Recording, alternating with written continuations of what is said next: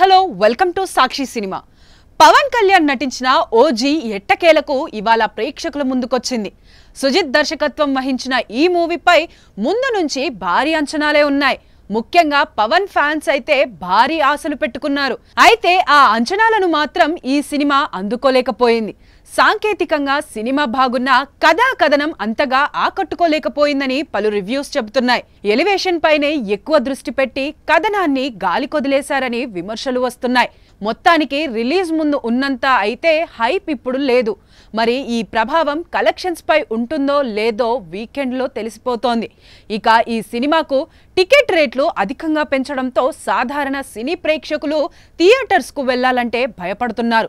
4 రోజులు ఆగితే ఓటీటీలోకి వచ్చేస్తుందిలే అని చాలా మంది అనుకుంటున్నారు. నెట్టింట కూడా ఓజీ ఓటీటీ రిలీజ్ పై ఆరా తీస్తున్నారు. ఏ ఓటీటీలో వస్తుంది, ఎప్పుడు వచ్చే అవకాశం ఉంది వంటి విషయాల గురించి ఎక్కువగా సెర్చ్ చేస్తున్నారు. ఓజీ డిజిటల్ రైట్స్ ని ప్రముఖ ఓటీటీ నెట్ఫ్లిక్స్ భారీ ధరకు కొనుగోలు చేసినట్లు తెలుస్తోంది. దాదాపు 80 కోట్ల వరకు చెల్లించినట్లు టాలీవుడ్ లో టాక్ నడుస్తోంది. అయితే రిలీజ్ అయిన 4 వారాల్లోనే ఈ చిత్రాన్ని ఓటీటీలోకి తీసుకురావాలనుకుంటున్నారట.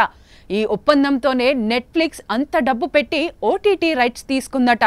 ఈ లెక్కన అక్టోబర్ చివరి వారం లేదా నవంబర్ ఫస్ట్ వీక్లో ఈ సినిమా ఓటీటీలోకి వచ్చే అవకాశం ఉంది. పేదవాడి పక్షాన నిలబడతాం, ప్రజా గొంతుకై నినదిస్తాం. వాయిస్ ఆఫ్ వాయిస్లెస్, తెలుగువారి మనస్సాక్షి సాక్షి టీవీ.